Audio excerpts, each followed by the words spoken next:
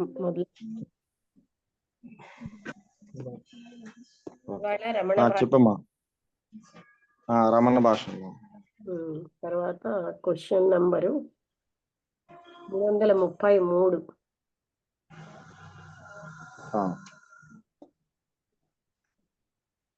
ఓం శ్రీ సద్గురుభ్యో నమః.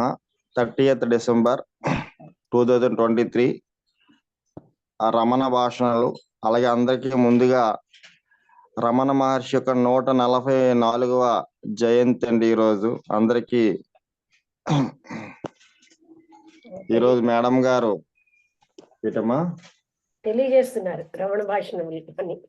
రమణ భాష ఈరోజు రమణ మహర్షి 140వ జయంతి. ఎందుకంటే ఈరోజు ప్రపంచం అంతా ఆయన వేడుకలు చేసుకుంటారు. అలాగే ఏంటంటే మనం ప్రతిరోజు మనం వారానికి 3 రోజులు మనం సత్సంగం జరుపుకుంటూనే ఉన్నాం. సో ఈ రోజు రమణ భాషల మీద మేడం గారి యొక్క సత్సంగం ఉంటుంది. Question number 333. Question number 333. Recording on చేశాను. అయితే ప్రశ్న ప్రత్యభిజ్ఞ, ప్రతి అభిజ్ఞ. అభిజ్ఞ అంటే డైరెక్ట్ గా తెలుసుకోవడం. ప్రతి అంటే తెలుసున్నది, ఆల్రెడీ తెలుసున్నది అని అర్థం ఉంటాయి. ప్రతి అంటే ఆల్రెడీ తెలుసున్నది, అభిజ్ఞ అంటే డైరెక్ట్ గా తెలుసుకోవడం అని. ఇది ఒక ఏనుగు అన్నది డైరెక్ట్ గా తెలుస్తోంది. దిస్ ఇస్ దట్ ఎలిఫెంట్ అనేది ప్రతిభిజ్ఞ. ఆ ఎలిఫెంటే ఇది అంటే ఆ ఎలిఫెంట్ ఇప్పుడు మనం చూడలే, అలాంటి దాన్ని ప్రత్యభిజ్ఞ అంటారనమాట. అంటే ప్రత్యభిజ్ఞ అంటే డైరెక్ట్ పర్సెప్షన్ అంటే డైరెక్ట్ గా తెలియడం. ప్రతి అంటే అభిజ్ఞ అంటే డైరెక్ట్ గా తెలుసుకోవడం. ప్రతి అంటే అదే వేరేగా. అంటే technical works Pratyabhijna is used for realizing the over present reality and recognizing it. అంటే ఒక ఆత్మతత్వం ఉంది, పరబ్రహ్మస్థితి ఉంది అని మనకి తెలుసు. అది ఏంటంటే డైరెక్ట్ కాదు, అది గుర్తించడాన్ని అభిజ్ఞ అంటే ప్రత్యభిజ్ఞ అంటే తెలుసున్న దాన్ని మనం ఆల్రెడీ ఇంటెలెక్చువల్ లెవెల్లో తెలుసు, దాన్ని డైరెక్ట్ గా తెలుసుకోవడాన్ని ప్రత్యభిజ్ఞ ప్రజ్ఞ అంటారనమాట.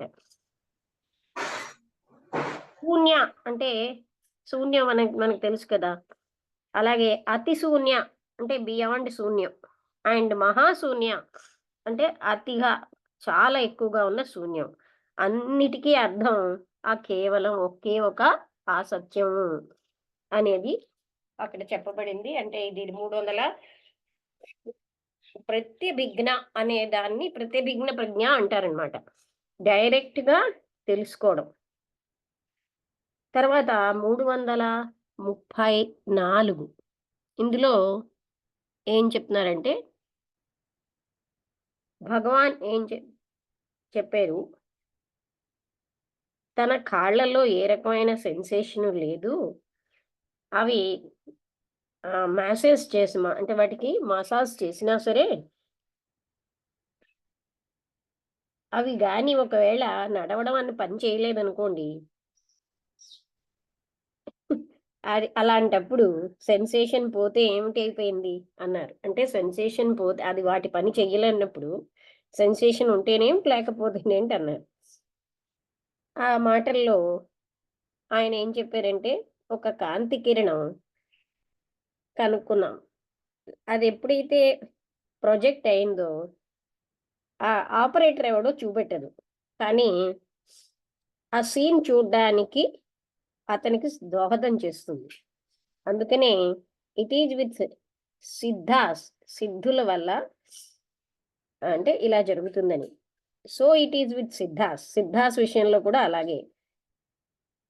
వాళ్ళు కేవలంగా పవిత్రమైన కాంతి అండ్ కెన్ సీ, వాళ్ళు ఇతరుల్ని చూడగలరు. Whereas they cannot be seen by others. వాళ్ళని ఇతరులు చూడలేరు. ఉదాహరణగా ప్రభులింగ అంటే ఉత్తర దేశంలో మనం టూర్ చేస్తూ ఉంటే గోరఖ్నాథ్ దగ్గరికి వచ్చారనమాట. ఆయన ఈ గోరఖ్నాథ్ తన యోగిక్ పవర్స్ని, అంటే ఆయన యొక్క చెయ్యి, అంటే ఉదాహరణగా చెప్తున్నారు, కట్ అయిపోయింది ఒక కత్తితో. అప్పుడు ఆ కత్తి బ్లంట్ అయిపోయిందనమాట. ఏ రకమైనటువంటి ఇంజురీ, అంటే గాయం ఆయనకి చెయ్యకుండా. అంటే ఇదేమిటి అంటే శరీరం అన్నది ఇంజురీకి భిన్నంగా ఉంది. అంటే అది ఇంజురీ ప్రూఫ్ అయిపోయింది. అంటే ఏ రకమైన గాయం అవ్వకుండా. దాన్ని కాయసిద్ధి అంటారట. ప్రభులింగ ఆ కట్‌కి తనని ఆఫర్ చేసుకున్నాడు. అంటే తనకు కూడా offered himself to be cut. తన చెయ్యిని కూడా కట్ చేయమన్నాడట. ఆ స్వోర్డ్ అన్నది అతనికి గుచ్చగానే ఆయన శరీరంలోకెళ్ళేసరికి అక్కడ గాలి, and there was no injury on the body. గాలే ఉందిట. అక్కడ ఏ రకమైన గాయము లేదు. అంటే ఆ కత్తి గాలిలోకెళ్ళిపోతోంది. There was no injury. Gorakh ఆయన ఆశ్చర్యపోయాడు. ఆన్ తన్ని తాను ప్రభులింగాకి డిసైపుల్‌గా, అంటే శిష్యుడిగా ఆఫర్ చేసుకున్నాడు. అంటే ఈ గోరఖనాథ్ గారికి సిద్ధులున్నాయి. అయితే అది కాయసిద్ధి అన్నది. అయితే ఆ బాడీ ఏమో ఆయనకి ఏ రకమైన గాయాన్ని కలగకుండా చేస్తుంది. అప్పుడు ప్రభులింగ అన్నాడు, నా చెయ్యిని కూడా కట్ చేయండి అన్నాడు. ఆయన చెయ్యిని కట్ చేస్తూ ఉంటే అక్కడ గాలే ఉందిట. అందుకని ఆయనకి ఏ గాయం అవ్వలేదు. అప్పుడు గోరఖనాథ్ ఆశ్చర్యపోయాడు. ఆయన ఏంటంటే, నేనే నీకు శిష్యుడిని అవుతున్నాను అని చెప్పాడు. అక్కడ ఒక డైలాగ్ వాళ్ళ మధ్యని శివ, పార్వతుల మధ్య కైలాసంలో సంభాషణ జరుగుతోంది. శివుడు ఏమన్నాడు?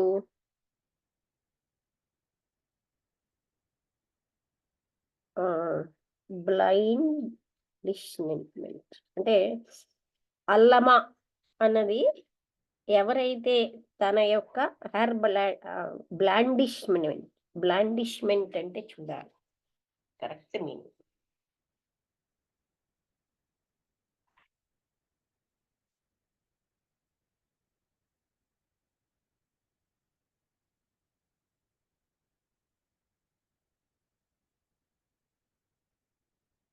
అంటే తెలుగులో కూడా బ్లాండిష్మెంట్ అని ఇచ్చారు. బ్లాండిష్మెంట్ మీనింగ్ ఇన్ తెలుగు అంటే మొదలు ఇచ్చాడు. మీనింగ్ ఇంగ్లీష్లో ఏమైనా ఇచ్చాడు? Flattering or pleasing statement or action used as a means of gently preluding. అంటే బ్లాండిష్మెంట్ అంటే ఒక రకమైన పొగడ్డం లాంటిది. అంటే ఇక్కడ ఏం చెప్తున్నారంటే her blandishments. Shiva said that Allama was one. ఆమె తన యొక్క పొగడ్తలకి ఏమీ ఎఫెక్ట్ అవ్వదు అని. పార్వతి అది తెలుసుకోవాలనుకున్నాడు. అందుకని ఆమె తామసిక క్వాలిటీస్ అన్నిటినీ ఒక రాజుగారి కూతురుగా ఆ భూమి మీద వచ్చేటట్టు చేసేది. అందువలన ఆమె అల్లామాని అంటే దగ్గరకు వెళ్తుందని. She grew up as highly accomplished girl. ఆమె ఎంతో బాగా, అంటే మంచి సౌందర్యమైన అమ్మాయిగా అయింది. She use to sing in that. ఆవిడ టెంపుల్లో పాడుతూ ఉండేది. అల్లామా ఆ డ్రమ్, అంటే తన డ్రమ్ వాయించేవాడనమాట. వారని లేడీయా కాదో చూద్దాం. She lost herself in the play of the drum. తను ఆ డ్రమ్‌లో వాయించినప్పుడు తను అంటే పూర్తిగా మునిగిపోయేదనమాట.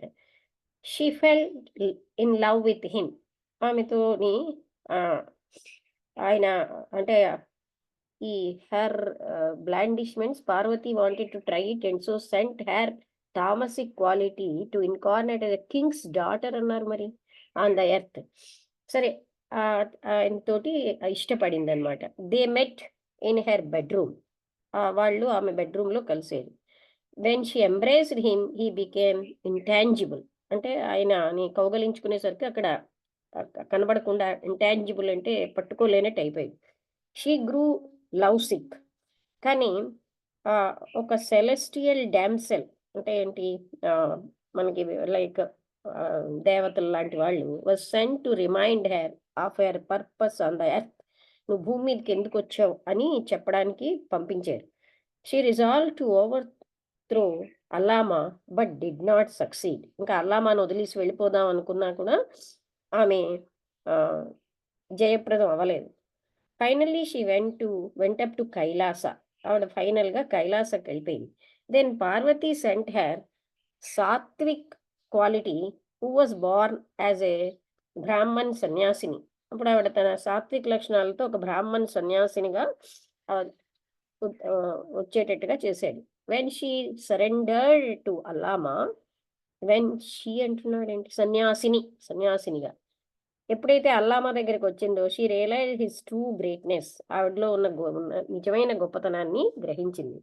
Shri Bhagavan spoke very appreciatively of Narayana, that is Kavyakantha Ganapati Muni. అంటే భగవాన్ ఏమో చాలా అభినందిస్తూ నారాయణ కోసం మాట్లాడుతున్నారు. అంటే ఆ నారాయణ అంటే కావ్యకంఠ గణపతి ముని అంటున్నారు. ఫర్ అబౌట్ ఎన్ అవర్, అంటే ఒక గంట సేపు మాట్లాడారు. హౌ హీ రోట్ ఉమా సహస్రం అండ్ హర సహస్రం. అంటే కావ్యకంఠ గణపతి ముని గారు ఉమా సహస్రము హర సహస్రము రాశారు. How he taught his students, how he engaged in dispute with Bhattashri Narayana. Bhattashri Narayana Shastri తోటి ఆయన ఏ విధంగా వాదనకు దిగారు. How meek and humble he was though so learned and capable etcetera. ఆయన ఎంతో హంబుల్గా ఉంటారు ఇంత జ్ఞానం ఉన్నా అని భగవాన్ ఏమో చాలా అభినందిస్తూ కావ్యకంఠ గణపతి ముని గారిని అలా మాట్లాడారు. శ్రీ భగవాన్ రిలేటెడ్ నౌ నక్కిరార్ ఎస్ సంగ పులవార్, అంటే ఒక పోయిట్ ఆయన, సంగ పులవార్ అని ఆయన faced the wrath of Shiva, శివుడి యొక్క కోపానికి గురై on questioning some compositions of Shiva in Tamil. తమిళ్లో అటువంటి శివుడు రాసినటువంటి కాంపోజిషన్స్ని ఆయన ప్రశ్నించాడు. అందుకని శివుడు కోపానికి ఆయన గురయ్యాడు. How he was taken captive by spirit and afterwards released. అంటే ఆ విధంగా ఆయన అలాంటి స్పిరిట్కి ఏ విధంగా లొంగిపోయాడు, తర్వాత అందులోంచి రిలీజ్ అయ్యాడు అంటున్నాడు. Nakkirar was doing tapas on the bank of a tirtham అంటే ఏదో ఒక నది, ఒక వాటర్ సోర్స్ ఒడ్డున ఆయన తపస్సు చేసుకుంటున్నాడు. A leaf fell down from a tree, ఒక చెట్టు నుంచి ఒక ఆకు పడింది. Half the leaf touched the water and the other half was on the ground. సగం లీఫ్ ఏమో వాటర్ని టచ్ చేస్తోంది, మిగతా సగం గ్రౌండ్ మీద ఉంది.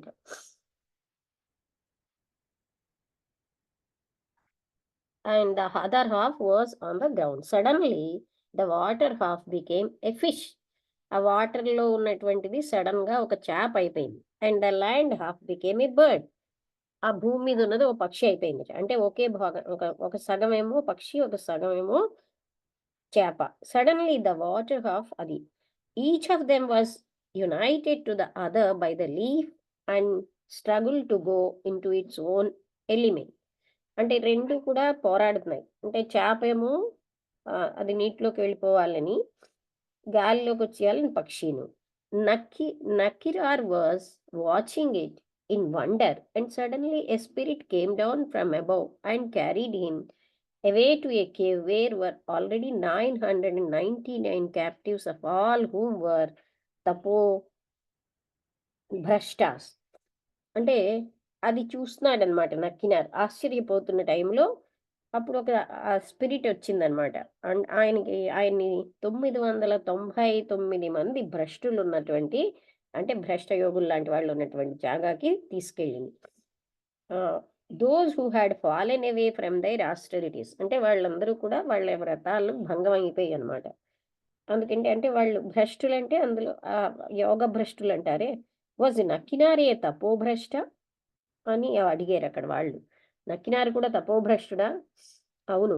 While engaged in contemplation why did he fall away from contemplation and take to watching the mysterious happening in front of him. ఆయన తపస్సులో ఉండగా తన ఎదురుగుండా ఉన్నదాన్ని ఆయన చూడటం ఎందుకు అన్నారు మహర్షి. అవును, ఆయన తపోభ్రష్టుడే. He continued to say how Nakkirar composed. ఆయన ఏం చెప్పారంటే ఇంకా తిరు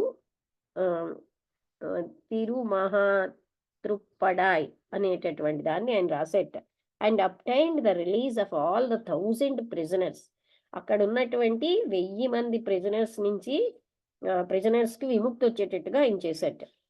ఆయన అంటే ఈ నక్కినారే అలా రాసి వాళ్ళందరూ కూడా లిబరేట్ అయ్యేటట్టుగా చేశాడు అని కంటిన్యూ చేశారు ఆయన. ఇది 334. ఇంకొకటి చదువుదాం. 335 చిన్నది.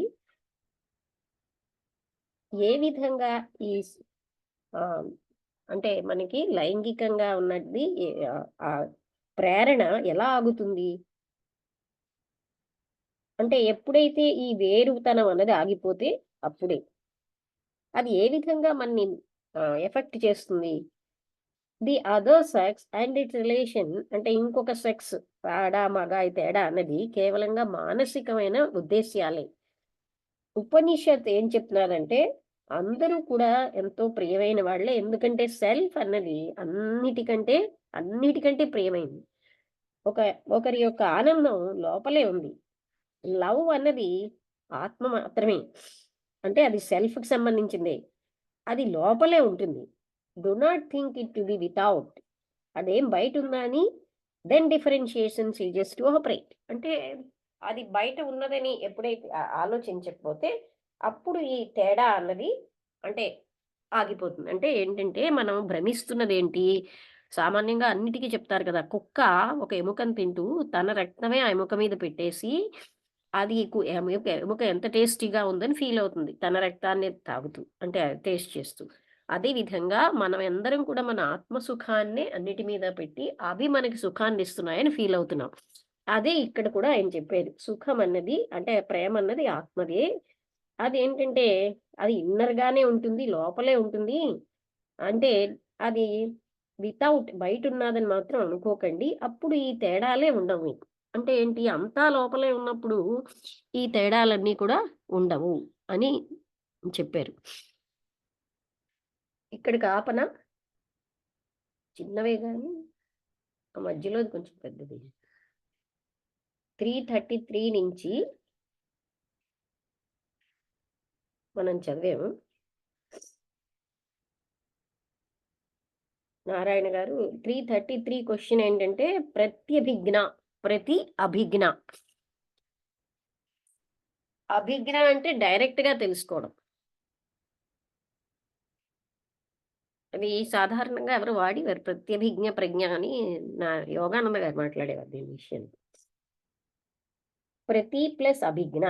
అభిజ్ఞ అంటే డైరెక్ట్ పర్సెప్షన్. ప్రతి is to be reminded of what was already known. అంటే అది జ్ఞాపకం, మానసిక లెవెల్ అన్నమాట. అభిజ్ఞ అంటే డైరెక్ట్ గా తెలుసుకోవడం. నారాయణ గారు ఏమైనా చెప్తారా? నమస్తే అమ్మా. నమస్తే. అందరికీ నమస్కారం. ఈరోజు రమణ భాషలో ఫస్ట్ అంటే అభిజ్ఞ అని చెప్పారమ్మా. అదే ప్రతిజ్ఞ, అదే ప్రతిభిజ్ఞ. అదేంటి అభిజ్ఞ అంటే డైరెక్ట్ గా అప్రోచ్ అవడం అని చెప్పుకొచ్చారమ్మా. డైరెక్ట్ గా తెలియడం, అనుభవంలో. అవును, అనుభవంలో. అవును, అంటే మనం సూర్యుడిని కాంతి డైరెక్ట్ గా మనం చూడడం, లేదా సూర్య ప్రతిబింబాన్ని మన అద్దంలో చూడడం ఎలాగైతే ఉంటుందో అలాగే డైరెక్ట్ ఇండైరెక్ట్. అవును. తర్వాత ప్రతి అంటే తెలుసున్న దానిని ఆల్రెడీ అది జ్ఞాపకం చేసుకోవడం. అలాగే. తర్వాత అల్లామా గురించి చెప్పారమ్మా. అంటే పార్వతీ పరమేశ్వరులు అంటే ఆవిడ అంటే తమోగుణంతో భూమి మీదకి రావటం, తర్వాత ఆ బ్రాహ్మణ్ తర్వాత భూమి మీదకి రావడం ఎందుకు వచ్చారని చెప్పి అడిగారు. తర్వాత గ్రేట్నెస్ ఏంటి, తర్వాత అంటే ఇక్కడ కావ్యకండ గణపతి ముని, ఎందుకంటే ఈరోజు భగవాన్ తర్వాత కావ్యకండ గణపతి ముని యొక్క ఇది వచ్చిందమ్మా. ఎందుకంటే ఇక్కడ ఈరోజు మనం బాగా ప్రస్తావన చేయాలి. ఎందుకంటే కావ్యకండ గణపతి ముని అంటే జ్ఞానం అనేది మనం ఏదో సహస్రాలు చదివితేనో లేకపోతే భగవద్ దర్శనాలు పొందితేనో జ్ఞానం అనేది రాదు అనడానికి మన కావ్యకండ గణపతి మునేనమ్మా. ఇక్కడ కొలువురాయిలో విజయనగరం దగ్గర కొలువురాయిలో జన్మించారు కావ్యకండ గణపతి ముని. అంటే గణపతిని యొక్క దీంతో ఆయన మొత్తం ఆయన అంటే ఆయన పొందని దర్శనాలు లేవో మొత్తం అన్ని దర్శనాలు పొందాడు ఆయన. కావ్యకండ గణపతి ముని అన్ని దర్శనాలు పొంది ఆ తర్వాత మొత్తం ఎక్కడెక్కడ అన్ని చేశాడు. కానీ ఆయనకి ఏదో ఒక వెలితి అన్నమాట. అంటే భగవాన్ యొక్క రమణ మహర్షి ఆ తర్వాత అక్కడ అరుణాచలం వెళ్ళిన తర్వాత అక్కడ ఉమా సహస్రాన్ని రాశారు. ఆయనే మనకి మహర్షిని అంటే బ్రాహ్మణ స్వామి అని పిలిచేవారు ఆ రోజుల్లో. ఆయనే భగవాన్ రమణ మహర్షి అని పేరు పెట్టడం జరిగిందమ్మా. ఎందుకంటే ఆ తర్వాత అక్కడ చాలా సంవత్సరాలు అక్కడే ఉంటాడు ఆయన. అవి ఉండి అన్ని దర్శనాలు పొంది అక్కడ ఉమా సహస్రాన్ని రాస్తారు, ఇంకా కొన్ని గ్రంథాలు రాస్తారు. ఈ రోజు అంటే ప్రపంచ దేశాలకు కూడా ఆయన యొక్క దీంతో అంటే ఎన్నో ప్రతిభా పాఠవాళ్ళు అంటే ఎందరెందరో మంది ఎన్నో తర్క వితర్కాలతో వాదించాడు కావ్యకండ గణపతి ముని. ఆ తర్వాత లాస్ట్ ఎందుకంటే ఆయన నిర్యాణం చెందినంటే మహర్షి కంటే 1 సంవత్సరం ముందు పుట్టారమ్మా. తర్వాత లాస్ట్ ఆయన నిర్యాణం చెందినప్పుడు కూడా ఇలాంటి వాడు దొరకడం చాలా కష్టం అని చెప్తారనమాట రమణ మహర్షి.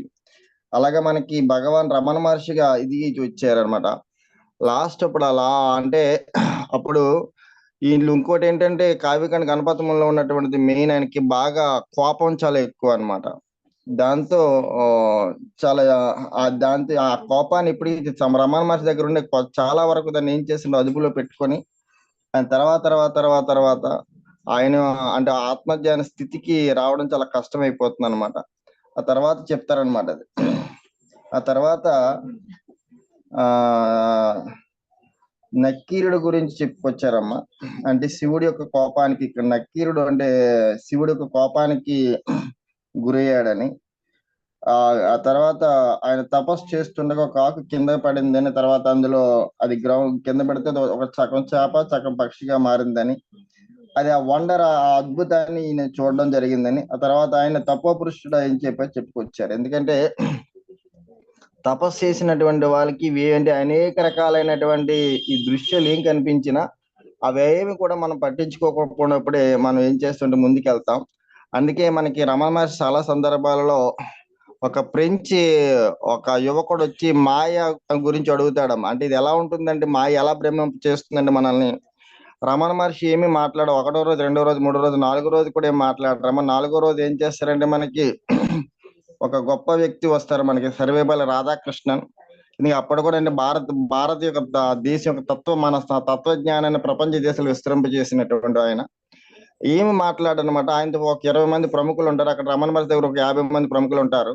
ప్రముఖుల తర్వాత ఏం చేస్తారంటే 20 మంది 50 మంది అందరూ వెళ్ళిపోతారు. ఈ ఫ్రెంచ్ జిజ్ఞాసు మాత్రం ఏం చేస్తారు, రమణ మహర్షి దగ్గర ఉంటారు. నువ్వు 4 రోజులు అడిగిన క్వశ్చన్కి ఇదే అంటే మాయ అంటే ఏంటి అడిగావు, నువ్వు ప్రత్యక్షంగా చూసావు కదా. ఆయన వస్తే ఏం చేశారు సరండి, వీళ్ళందరికీ ఆయన వెనకాతలు పోయారు. ఇదే మాయ అని చెప్తారమ్మా. అలా ఏం చేస్తారండి అనేక రకాలుగా మనల్ని ఇది ఏం చేస్తుంది సరండి, ఇందులో ఇది తప్పు భ్రష్టు పట్టిస్తుంది అనమాట. అందుకే మనకి దిడ్డి కృష్ణమూర్తి వాళ్ళు ఏంటంటే చాయిస్లెస్ అవేర్నెస్ అంటే ప్రతి క్షణ మన లోపలికి మనం ఎప్పుడైతే మనం చూసామో వీటన్నిటి నుంచి తెలుసుకోవడానికి ఒకే ఒక మార్గం చెప్పాడు ఆయన, చాయిస్లెస్ అవేర్నెస్. ఎందుకంటే ప్రతి క్షణం మనలో ఏం జరుగుతుందో మనం తెలుస్తుండాలమ్మా. అందుకు అక్కడ నక్కీరుడు కూడా తపోభ్రష్టుడు అయ్యాడని చెప్పి మనకి చెప్పుకొచ్చారనమాట. ఆ తర్వాత ఆయన రాసినట్టు తిరు మహాపాడ అనేది 1000 మంది ప్రజనర్స్ ని బయటకు తీసుకొచ్చిందని ముందు తపోభ్రష్టుడే కానీ ఆయన అందరినీ ముక్తి చేసాడంటే తర్వాత ఆయన కూడా ముక్తి పొందాడు. నువ్వు 1000 మందిని ముక్తి. అదేనమ్మా. అంటే ఇక్కడ మనం తెలుసుకోవాల్సింది ఏంటంటే మహర్షి దగ్గరకు వచ్చిన తర్వాత ఎందరో మంది వాళ్ళ యొక్క ఇది అస్తిత్వాన్ని వదిలేసి వాళ్ళు అంతగా వాళ్ళు ఏం చేయడం ప్రేరణ పొంది ఆయన ఆ జ్ఞానం అనేది పొందారనమాట. ఇంకా ఇక్కడ ఒక విషయం చెప్పాలమ్మా. ఎందుకంటే రమణ మహర్షితో ఆయన క్లాస్మేట్ వాళ్ళ అమ్మగారు తిరుపతి వెళ్తుంటే ఏమి చెప్పారు, తిరుపతి వెళ్తుంటే నేను తిరుపతి వస్తాను వెళ్ళిన తర్వాత ఒకసారి అమ్మ రమణ మహర్షిని ఒకసారి చూసి వెళ్ళిపోతాను. ఆయన్ని చూస్తామా మా క్లాస్మేట్ ఆయన చూపులు ఏం చూస్తావు, ఆయన ఆడు నాలాంటి కొంచెం మాటకారనమాట. ఆయన్ని చూస్తామని చెప్పేసి అనడంతో కొద్దిబాబు ఇప్పుడు ఎందుకంటే మహర్షి ఇది ఒక్కసారి ఆయన దర్శనం నిలిచిపోతుపోదాం రా బాబు అంటే ఈ అబ్బాయిని తీసుకుని రమణ మహర్షి దగ్గరికి వెళ్తే రమణ మహర్షి ఒక్క తీక్షణ ఒక చూపు చూసేసరికి ఆ జన్మాంతం కూడా అక్కడ రమణ మహర్షి దగ్గర ఉండిపోయారు తప్ప కానీ మళ్ళీ వెళ్ళలేదమ్మ. అంటే మహాత్ముల యొక్క దర్శనము, స్పర్శనం, భాషణ, చూపు ఎలా ఉంటుందంటే ఒక్కసారి వాళ్ళు అంటే మనల్ని చూస్తే ఎలా ఉంటుందంటే మనలో ఉన్నటువంటి ఎప్పటి వరకు ఏదైతే వెంటాడుతున్నాయో అవన్నీ మనకు పోతాయమ్మ. ఎందుకంటే ఇది మాకు కూడా అనేక కండిషనింగ్స్ ఉండేవి. మాకు మేడం గారు పరిచయం అయ్యి ఒక 16 సంవత్సరాలు పరిచయం ముందు ప్రతిదాని కండిషన్ ఉండి బాబా గారు హారతి అయిపోతే నేను ఇటు అయిపోతానేమో ఎన్నో సందర్భాలు ఆవిడ తగులాడి బయటకు వచ్చేసిన సందర్భాలు కూడా ఉన్నాయండి. అందుకే ఇలాంటి సత్సంగం, ఇలాంటి మహాత్ముల దర్శనం, స్పర్శనం, భాషణం ఎలా ఉంటుందంటే మనలో ఏ సంశయాలు అయితే ఉన్నాయో, మనలో ఏ కరుడు కట్టిపోయినటువంటి ఏ భావాలు అయితే ఉన్నాయో, లేకపోతే ఏవైతే ఉన్నాయో అవన్నీ ఏంటవుతాయంటే అక్కడే మనకి వాళ్ళు ఆ టైంలో వాళ్ళు ఎలా ఉన్న ఆ జ్ఞానం అనే ఖడ్గంతో ఖండిస్తుంటారు, మనకి విలవిల అయిపోతుంటాం. కానీ ఇదంతా మనం ఎందుకు చెప్పుకుంటున్నామంటే అక్కడ ఇలాంటి అంటే ఎలాంటి వాడైనా సరే అక్కడికి వెళ్ళేసరికి ఏంటవుతుంది అంటే మనలో ఏ మనస్సు అయితే ఇన్ని పిచ్చి పనులు చేస్తుందో ఆ మనసు ఆగి, ఆ మనసు శాంతించి, ఆ మనసు లోపలికి ఎప్పుడైతే ప్రయాణం చేస్తుందో అప్పుడు మనకి అక్కడ శాంతి, సుఖం అనేది జరుగుతుందమ్మా. అలాగే 1000 మంది ప్రజలను బయటికి తీసుకొచ్చారని చెప్పడం జరిగింది. అలాగే లాస్ట్ 335వ క్వశ్చన్ సెక్స్ అనేటువంటి దాని గురించి వచ్చిందమ్మా. ఎందుకంటే మనకి అన్నమయ్య అంటాడు దేవతలకైనా పశుపక్షాతులకైనా కామసుఖం అక్కడ. మనం ఏమిటవుతుందో ఈ సుఖం అనేది బయట ఉందని వెతుకుతున్నాం మనం. అంటే అన్నిటికంటే ముఖ్యమైనటువంటిది ఆత్మసుఖం. అంటే ఆత్మసుఖం ఇక్కడ లవ్ అనేది ఏంటి ఉంది, సెల్ఫ్, అది నువ్వై ఉన్నావు. అంటే ఈ సమస్త సృష్టికి ఆధారభూతమైనటువంటిది ప్రేమ అండి. అంటే అనేక మంది మహాత్ములు ఈ భూమి మీదకి వచ్చి కనీసం మనల్ని ఈ రోజు చూడండి, షిరిడి సాయిబాబాకి ఆ రోజు కనీసం వాటర్ ఎవరి రాజాదిరాజు యోగిరాజు అని ఈ రోజు మనం చెప్పుకున్న ఆ రోజు ఎన్నో కష్టాలు, ఎన్నో బాధలు, ఎన్నో పడ్డాడు ఆయన. అంటే ఎంతో మంది మహాత్ములు, ఒక రామకృష్ణ పరమహంస అనివ్వండి, రమణ మహర్షి అనివ్వండి, అందరు మహాత్ములు అంటే మన గురించి అంటే మనల్ని ఉద్ధరించడానికి వాళ్ళు వచ్చినా మనం వాళ్ళు గుర్తించకపోగా అనేక రకాలైన బాధలు పెట్టినా సరే వాళ్ళు ఆ ప్రేమ ఉండటం వల్లే వాళ్ళు ఇంతలా చేశారనమాట. కాబట్టి మనం ఏంటవుతుందండి, బాహ్యంగా అనేది కాదు. ఎందుకంటే బ్రహ్మం అనేది స్త్రీ కాడు, పురుషుడు కాదు, నపుంచుకుడు కాదు, ఏమి లేదు. ఇదంతా మన కిందకి వచ్చిన తర్వాత మనం ఏంటవుతుందంటే ఆ బాహ్య ఆకర్షణలుగా మనం లోనైపోవటం వల్ల ఇది ఏదో అనుకుంటున్నాం మనం. అది ఇక్కడ క్లియర్ గా చెప్పారమ్మా. అక్కడ అంటే లవ్ అండ్ ఆత్మసుఖం అంటే అండి ఇక్కడ ప్రేమ అనేది అంతా కూడా ఆత్మే. ఆత్మసుఖం అన్నిటికంటే గొప్పదైనటువంటిది. అందుకే ఏకనాథ భాగవతంలో ఏమంటాడంటే ఒక్క క్షణం పాటు నువ్వు ఆత్మస్పర్శకాన్ని పొందితే కొన్ని యుగాల పాటు నువ్వు ఎన్ని యజ్ఞాలు, ఎన్ని తపస్సులు చేసినట్టు పొందలేని ఆనందాన్ని పొందుతావని. ఎస్ అంటే అదంతా అంటే ఇక్కడ మనకి ఏం చెప్తున్నారంటే అంత లోపలే ఉందని చెప్పడం జరిగిందమ్మా.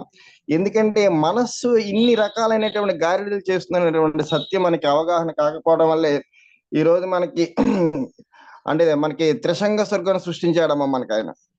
అయినా సరే మనకి ఆ తర్వాత అయినా సరే మనకి బ్రహ్మర్షి కాలేదు విశ్వామిత్రుడు. ఆ తర్వాత తెలుసుకున్నాడమ్మా. ఆ తర్వాత ఆయన తపోభంగం అయ్యాడంటే ఇలాంటి వాళ్ళన్నిటి నుంచి మనం ఏం నేర్చుకోవాలి అంటే ఇప్పుడైతే మనం లోపలికి మనం ప్రయాణించినప్పుడు మాత్రమే మనం ఈ మనసు నుంచి బయటపడి అంటే ఏ ఆత్మసుఖం అయితే ఉందో ఆత్మసుఖం మళ్ళీ మనకి. ఎందుకంటే ఆత్మసుఖం మనం ఎక్కడికి వెళ్ళిపోలేము అనుకుంటాం మనం. ఎందుకంటే ఆధునిక కాలంలో ఆత్మజ్ఞానాన్ని అత్యంత సులభంగా చెప్పినటువంటి వాళ్ళు రమణ మహర్షి, జిడి కృష్ణమూర్తి. అంటే అంత సులభంగా అంటే మనకి ఎవరు చెప్పలేదు.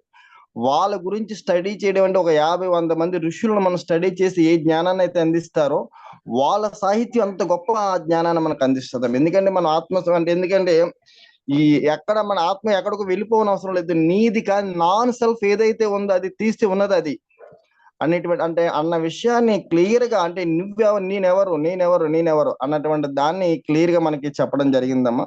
కాబట్టి ఆధునిక యుగంలో అంటే రమణ మహర్షి గురించి మనకి అలాగే జిడి కృష్ణమూర్తి గారి గురించి మనకి కొన్ని నెలలుగా సంవత్సరాలుగా చెప్పడం జరుగుతుందమ్మా. అంటే ఈ క్వశ్చన్ అన్నిటి యొక్క పరమార్థం ఏంటంటే సో మనం ప్రతి క్షణం అంటే మనం ఎప్పుడైతే లోపల ప్రయాణం చేసినప్పుడు మాత్రమే ఇవన్నిటి నుంచి మనం బయటపడగలం అని చెప్పి నాకు అర్థమవుతుందమ్మా. కాబట్టి ఇలాంటి గొప్ప సత్సంగం అందించినటువంటి మీకు శతకోటి నమస్కారాలు. గురువం తత్సత్. అంటే ప్రేమ అన్నది లోపలే గాని ఈ డిఫరెన్సియేషన్ వాడామగా అన్నది అది మనసు తెస్తుంది కదా. ఈ డిఫరెన్సియేషన్ లేనప్పుడు అక్కడ అంతా లోపలనే, కానీ భ్రాంతి పడి మనం బయట ఉంది అనుకుంటున్నాం. అవును. నరసింహం గారు ఏమైనా అడుగుతారా? చెప్తానండి. నాకు అర్థమైంది చెప్తాను. ఆహా. అంటే మీరు ఈరోజు అభిజ్ఞ, ప్రతి అభిజ్ఞ దాని గురించి చెప్పారు. అభిజ్ఞ అంటే డైరెక్ట్‌గా తెలుసుకోవటం. అంటే దానికి మనకి ఫస్ట్ హ్యాండ్ ఇన్ఫర్మేషన్ అన్నట్టు. అంటే మనం దాన్ని ప్రత్యక్ష అవగాహన మనం చేసుకోవడం. ఎలా అంటాం, ప్రత్యక్ష జ్ఞానం అంటాం. ప్రత్యక్ష. అంటే మన experience. We um. Feel it యాక్చువల్‌గా ప్రత్యక్ష అదే అది అనుభూతి. అనుభూతి. ఓకే. ఇది ప్రతి అభిజ్ఞ అంటే నాలెడ్జ్ జస్ట్ అది ఒక బుక్ నాలెడ్జ్ అనుకోవచ్చా? అదే ఆల్రెడీ లే తెలుసున్న దాన్ని జ్ఞాపకం తెలుసు జ్ఞాపకం చేసుకో. సో, యాక్చువల్‌గా ఇక్కడ చెప్పొచ్చేదంటే అన్నిటికి మూలం ట్రూత్. ట్రూత్‌ని తెలుసుకోవటమే అది అని చెప్పారు. ఉమ్. ఆహ్, తర్వాత భగవాన్ తన కాళ్ళు ఆ! జస్ట్ అదే. అంటే అదే. అదే. నడవడానికి ఉపయోగపడనివి. ఆ! ఆయన కాళ్ళు ఎవరో మసాజ్ ఆఫర్ చేశారో లేదో తెలీదు. కానీ అవి కాళ్ళే సరిగ్గా సెన్సేషన్ లేకపోతే ఉంటేనేం లేకపోతేనేం ఏదో అన్నారు. ఉమ్. నడవడానికి పనికిరానప్పుడు అవి ఆ! వాటితో ఏమిటి పని అన్నట్టుగా. హ్మ్. తర్వాత మళ్ళీ కాయి సిద్ధి అంటే ఒక నార్త్ ఇండియా ఎవరో గురువు గారి దగ్గరికి గోరఖ్‌నాథ ఆయన వెళ్ళేటప్పుడు um. Hmm. He was wondered అన్నమాట. When he cut himself with sword, no injury just ఎయిరే ఉందంటున్నారు అక్కడ. ఆ. అది కాదు, మొదట ఇతను చేసాడు, ఇతను సిద్ధుడు. ఆ! అంటే ఆ తర్వాత ఆయన తన చెయ్యి కట్ చేయమన్నాడు. హ్మ్. అంటే ఆయన చేసినప్పుడు అక్కడ గాలే ఉంది. అందుకని హ్మ్. ఆయనకేమి ఇంజ్యూరీ జరగలే. అప్పుడు ఈయన నాకంటే చాలా గొప్పవాడని ఆయనకి శిష్యుడైపోయాడు. ఓహ్! ఓకే. తర్వాత తమిళ్ పోయెట్ నకీరన్ ఆయన ఈ ఆయన తపస్సులో కూర్చున్నప్పుడు హి డిస్ట్రాక్టెడ్ అన్నమాట. యాక్చువల్‌గా ఒక సగం లీఫ్ ఏమో గ్రౌండ్‌లో ఉంది. సగం లీఫ్ ఏమో వాటర్‌లో ఉందంట. So, one became fish. Another one is bird. అంటే 2 trying to go their own way. So, when it's ఈ సిట్యుయేషన్‌లో హి డిస్ట్రాక్టెడ్ అని అంటారు. భగవాన్‌ని హి డిస్ట్రాక్టెడ్ ఫ్రమ్ ద తపస్సు. హ్మ్. తర్వాత later he realised and he give realisation to other people అన్నమాట. Hmm. తపోభ్రష్ట అన్నారు గదా! ఇక్కడ. నాకు అంటే ఇక్కడ క్వెషన్ చెప్పండి. ఇది చెప్పండి. నేను క్వెషన్ అడుగుతా. అంటే మీరు అడగండి. తపోభ్రష్టుడు అంటే ఆయన తన అంతర్తత్వంలో ఉన్నాడు తపస్సులో. హ్మ్. హ్మ్. ఆయన అది చూసి ఇదెంతో విచిత్రంగా ఉంది అని దీనికి లోనయ్యాడు కదా! అవును. అంటే అంతా లోపలే ఉంది అని తెలుసున్నవాడు మళ్ళీ దీన్ని మామూలుగా ఆ ఎఫెక్ట్‌కి లోనయ్యాడు. అది భ్రష్టత్వం కదా! అంటే ఔట్ సైడ్ భ్రష్ట. సంథింగ్ ఉంది అని కదా! హ్మ్. ఆహ్, ఔట్ సైడ్‌లో నీకు కావాల్సిందంత ఇన్నర్‌గానే ఉంది. ఆ! మనం లోపల చూసుకోవాలి. ఔట్ సైడ్ గాదు. అది. మనకి మనం తెలుసుకోవాలి. హ్మ్. అంటే అయితే అటువంటి వాడు కూడా మళ్ళీ ఆయన కంటిన్యూ చేసి చెప్పారు కదా! మళ్ళీ తానేదో ఆ! రాసాక 999 మందితో పాటు తాను ముక్తుడయ్యాడు. అంటే మనం టైమ్ టు టైమ్ అటెంటివ్‌గా అవేర్‌నెస్‌తో ఉండాలి. అది. అంటే సో, భ్రష్టుడంటే మనం ఎనీ ఏంటి టైమ్ ఇంకా ఆ! భ్రష్టుడయిపోయాడని తీసుకుంటాం. ఆ! అస్తమాను విశ్వామిత్రుడు కోపం అంటాం. ఆయన ఏదో ఓ క్షణంలో ఆ! వచ్చింది. మన ఆ! ఆయన గొప్పతనం అంతా మానేసి కోపానికే ఆయన్ని ఎగ్జాంపుల్‌గా తీసుకుంటాం. ఆ! అవును. మళ్ళీ 'కావ్యకంఠముని' ఏం జెప్పారన్నది నేనక్కడ డిస్ట్రాక్ట్ అయ్యాను. నేను ఫాలో అవ్వలేదు. అది దాని అంటే గురించి చెప్పండి. అతను చాలా హంబుల్, ఎంతో హ్మ్. జ్ఞానం ఉన్నా సరే అని ఆయన నారాయణ అని పిలిచాట, నారాయణ శాస్త్రిని. హ్మ్. హ్మ్. హ్మ్. ఆయన కావ్యకంఠ గణపతి మునిని నారాయణ అన్నారు. ఆయన ఎన్నో ఉమా సహస్రం రాశారు. హర సహస్రం, తర్వాత రేణుకా సహస్రం కూడా రాశారు. ఇలా చాలా రాశారాయన. అయినా హుహు. కూడా ఆయన భ భట్ట భట్టశ్రీ నారాయణ శాస్త్రి అన్న ఆయనతోటి వాదనలో ఆయన గెలిచారనమాట. అంటే ఏ విధంగా వాదించాడు అంత గొప్పవాడితో. హౌ హ్మ్. మీక్ అండ్ హంబుల్ అంటే ఆయన ఎంత సాఫ్ట్‌గా అంటే సాత్వికంగా ఉంటారు. అంత తెలుసుకున్నా సరే అని ఆయన్ని అప్రిషియేట్ చేస్తూ మాట్లాడారట. అది ఒకటి హుహు. చెప్పారు. అది భగవాన్ మాట్లాడారా? కావ్యకంఠ భగవాన్ మాట్లాడారు. చ అంటే ఆయనకి ఎంతో పండితుడు, ఎన్నో విషయాలు తెలుసు కానీ ఎంతో హంబుల్‌గా ఉంటాడాయన అని. అవును. ఓకే. ఓకే. అలాగే అల్లమ్మ అని శివుడు ఉమ్, ఏమన్నాడు, ఆవిడ ఎటువంటి దానికి కూడా ఏమీను ఎఫెక్ట్ అవ్వదు అని. ఉమ్, అంటే అప్పుడు పార్వతి ఏం చేసింది, అది ఇద్దరిని పంపించింది, ఒకసారి ఒకరిని. ఇంకా వాళ్ళిద్దరూ కూడా ఆమె యొక్క అంటే ఆ, శి- అంటే ఆవిడని ఏమీ చేయలేకపోయారు. ఆవిడ ఆ విధంగానే ఉన్నదన్నమాట. ఉమ్, అంటే తామసిక గుణంతో ఒకరిని సృష్టించి, సాత్విక గుణంతో ఒకరిని సృష్టించి పార్వతీదేవి పంపించింది అనమాట. ఉమ్, అప్పుడు ఆవిడ యొక్క నిజమైన గ్రేట్నెస్ ని వాళ్ళు తెలుసుకున్నారే తప్ప, అంటే ఉమ్, అమ్మ ఎప్పుడు కూడా అలాగనే ఉన్నారు. అంటే వాళ్ళు ఎంతో ఇష్టపడ్డారు వాళ్ళని. Celestial damsel was sent to remind her of her purpose of the earth. She fell in love. ఇప్పుడు Allama use to go there and play on the drum. Um, ఆవిడ అల్లామా అల్లామా అంటే herself fell in the play of the drum. She fell in love with him. They met in her bedroom. When she embraced him, he became intangible. She grew lovesick. అప్పుడు ఆమెకి హెచ్చరించారనమాట, నువ్వు ఏ ఉద్దేశంతో ఏ పర్పస్తో ఇక్కడికి వచ్చావని. అప్పుడు వెంటనే ఆవిడ ఆ, అంటే అతను she resolve to overthrow Allama but did not succeed. అంటే అల్లామాని వదిలేద్దాం అనుకున్నా అవ్వలేదు. అందుకని కైలాసానికి వెళ్ళిపోయాడు. అప్పుడు పార్వతి ఏంటంటే, అంటే అల్లామాని వదలలేనంత ప్రేమ వచ్చింది ఆమెకి. అంటే తామసిక గుణం కూడా సరెండర్ అయిపోయింది. అదే విధంగా సాత్విక గుణంతో ఒక స్త్రీని పంపించింది. ఆవిడ కూడా అల్లమ్మ యొక్క గ్రేట్నెస్ రియలైజ్ చేసింది అని ఉమ్. అని చెప్పారు. ఓకే. అంటే అలమా ఏమో ఆ చిన్న రిమైండర్ తో she came back again to her original. అది అంటే ఇవన్నీ మామూలుగా చెప్తున్నారు ఆయన మనకి అవన్నీ ఎగ్జాంపుల్స్. ఓకే.